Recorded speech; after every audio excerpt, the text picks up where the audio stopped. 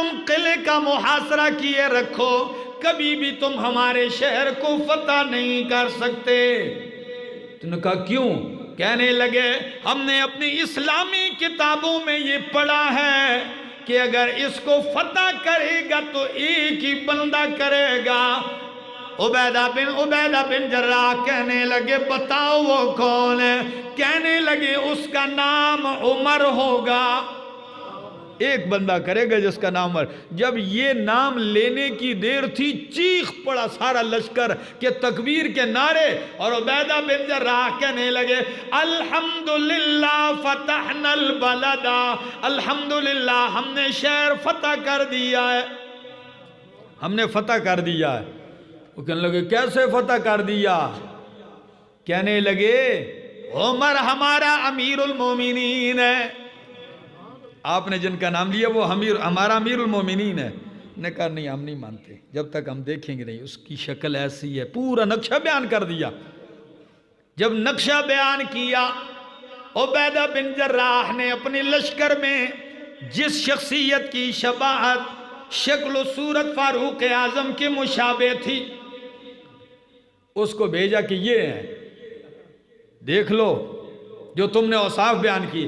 وہ دیکھنے کے بعد خوب غور کرنے کے بعد کہنے لگے ہاں مسلمانوں اللہ کی قسم ہے یہ عمر کے مشابہ ضرور ہے مگر عمر نہیں ہے، یہ عمر نہیں ہے۔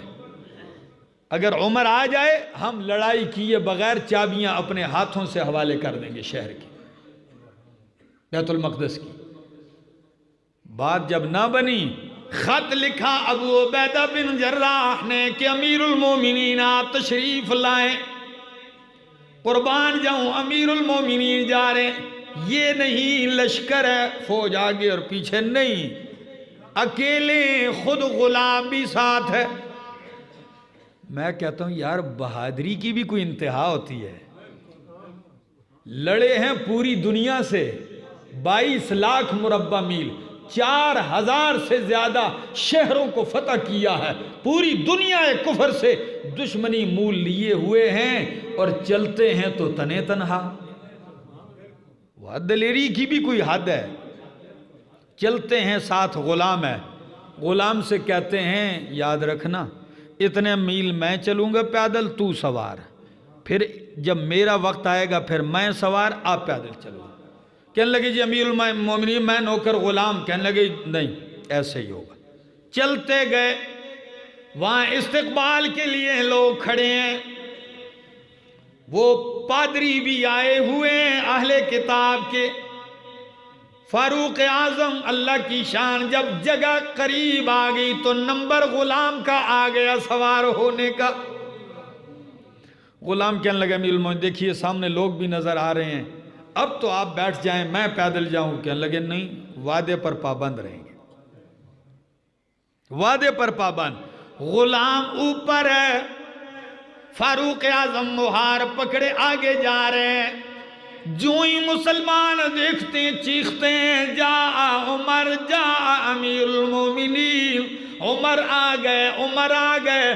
پادریوں نے سوار کے اوپر نظریں ٹکائی ہوئی ہیں، نظریں ٹکانے کے بعد کہنے لگے مسلمانوں خوش نہ ہو، جو سوار ہے یہ عمر نہیں ہے، یہ کوئی اور عمر ہوگا، جو ہماری کتابوں میں عمر ہے یہ وہ عمر نہیں ہے۔ عبیدہ بن جراح کہنے لگے اللہ کے بندو عمر وہ نہیں جو سوار ہے، عمر تو وہ ہے جو پیدل آ رہا ہے، عمر وہ ہے امیر المومنین۔ جب دیکھا پیدل آتے ہوئے تو وہ بھی چیخ کے کہنے لگے ہاں نعم یہ وہی ہے، یہ وہی ہے عمر۔ شاندار استقبال ہوا، چابیاں اپنے ہاتھوں سے لا کے پیش کرتے ہیں، جزیے کے لیے تیار ہوتے ہیں۔ بیت المقدس میں بلال حبشی سے فرمائش کی جاتی ہے آج آذان تو دے دینا، آذان دی جاتی ہے۔ پادری زور کی نماز کا وقت ہوتا ہے، پادریوں نے اپنی عبادت گاہ کھولی کہ آپ نماز پڑھیں، آپ پڑھ سکتے ہیں عبادت اپنی۔ فاروق اعظم نے اس وجہ سے اس میں نماز نہیں پڑھی کہ آئندہ کے لیے یہ ایک دلیل بن جائے گی اب باہر آئے، آپ نے الگ جگہ نماز پڑھی۔ یہ ہے تاریخ اسلام کی وہ عظیم ہستی۔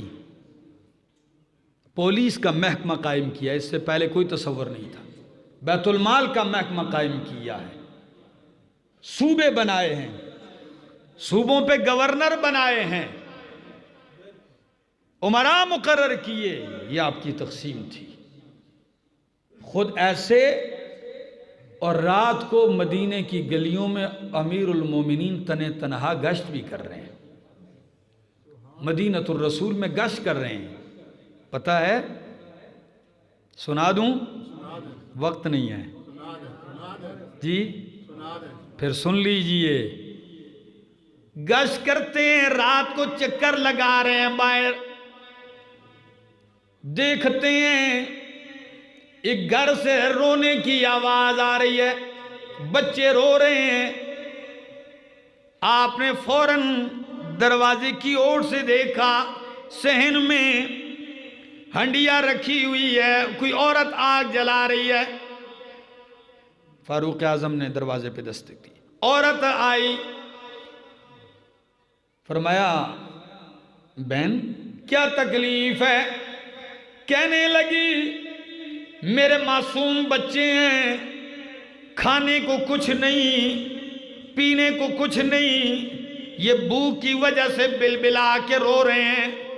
فرمایا بہن تو پھر آپ نے چولہے پہ کیا رکھا ہوا ہے؟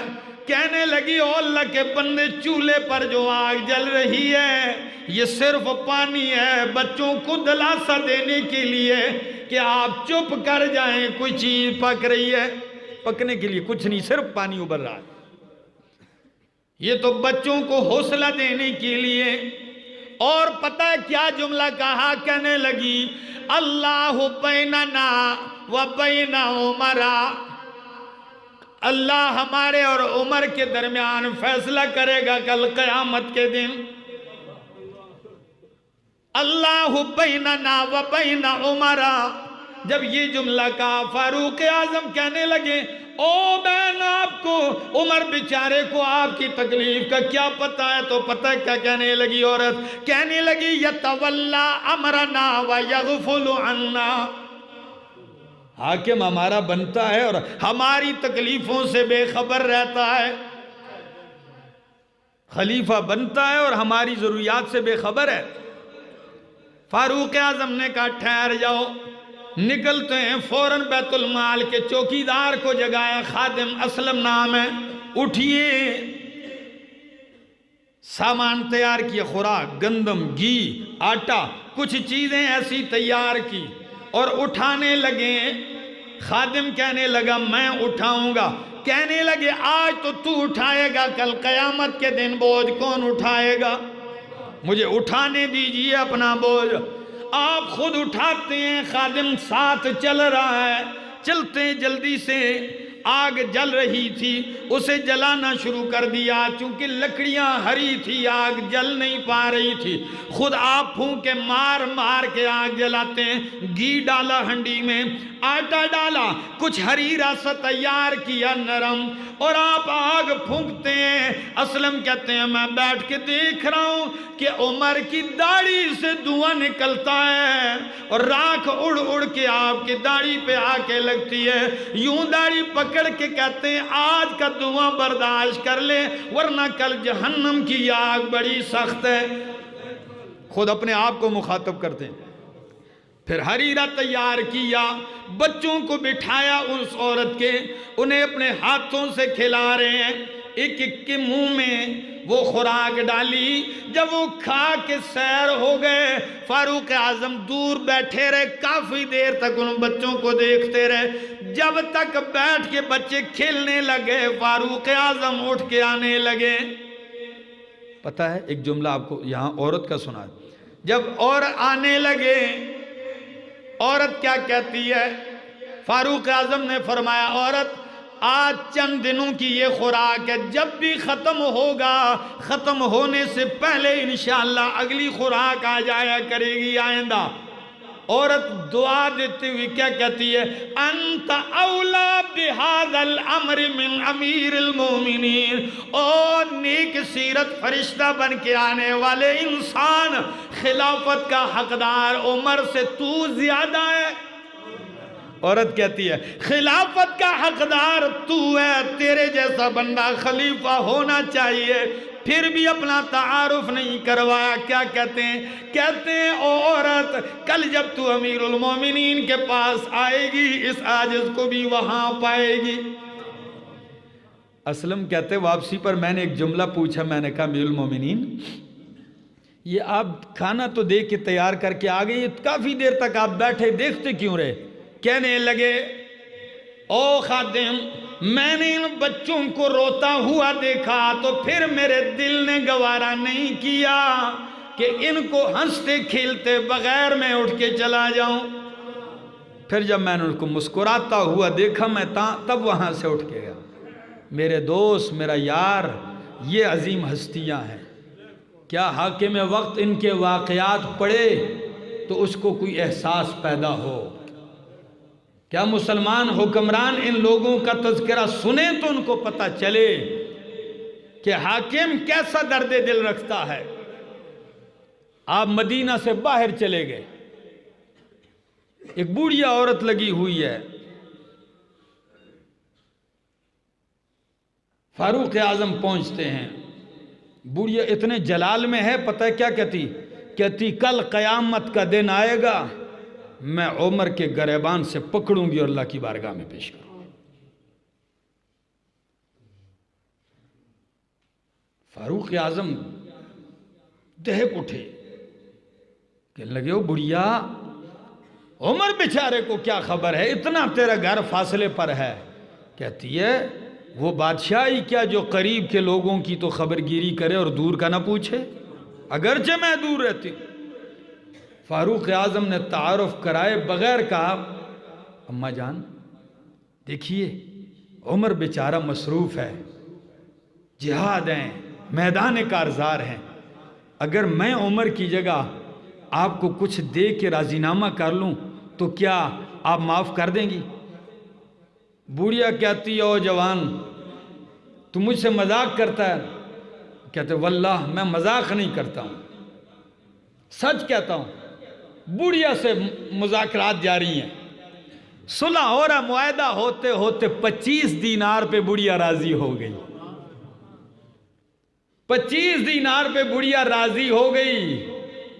امیر المومنین نے 25 دینار اس کو دیے، گفتگو جیسے ہی 25 دینار دیے کہا اماں وعدہ کر کہ میں نے عمر کو معاف کر دیا، کر اللہ کی بارگاہ میں شرمندہ تو نہیں کرے گی نا، کل تو گریبان نہیں تھامے گی میرا، سچ بتا۔ عورت کہتی ہے میں نے معاف کر دیا، کہتے نہیں لکھ کر دو۔ ابھی معاہدہ تحریر ہونے لگا کہ اوپر سے عبداللہ ابن مسعود اور علی المرتضیٰ آ گئے۔ جب انہوں نے دیکھا فاروق اعظم لگے ہیں کچھ تحریر کرتے ہیں تو ایک دم کہنے لگے امیر المومنین آپ کیا کرتے ہیں؟ بس جب بوڑھیا نے امیر المومنین کا لفظ سنا تو بوڑھیا تو ڈر گئی، عمر کا دبدبہ تو ویسے بھی تھا، عورت ڈر گئی۔ فاروق اعظم کہنے لگے اماں ڈریے نہیں، جو بات ہے بات وہی رہے گی، بات وہی رہے گی، اب میرا تیرا راضی نامہ ہو گیا ہے۔ فرمایا میں نے بوڑھیا سے صلح کر لی ہے 25 دینار پہ، علی عبداللہ ابن مسعود آپ دونوں بھی یہاں دستخط ثبت کر دیں، آپ کی گواہی بھی پڑ جائے۔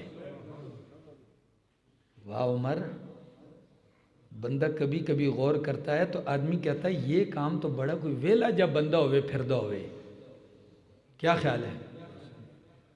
نہیں ویلے نہیں، یہ ان کے دل میں درد تھا۔ کیا تھا؟ درد تھا۔ جب آپ خلافت کے کام میں مصروف ہوتے تو چراغ جل رہا ہوتا تھا، اور جب خلافت کا کام ختم کرتے تو اسے بند کر کے دوسرا چراغ لگا لیتے گھر کا۔ کسی نے کہا یہ کیا ہے؟ فرمایا میرے پاس اتنی طاقت نہیں کہ اپنا چراغ مستقل جلاؤں اور دوسرا بند اس لیے کر دیا ہے کہ جب تک کار خلافت میں مصروف ہوں گا تو خلافت کے پیسے لوں گا، نہیں تو نہیں لوں گا۔ جب میرا کام ختم تو خلافت کے پیسوں سے بلنے والا جلنے والا دیا بھی بجھا دیا۔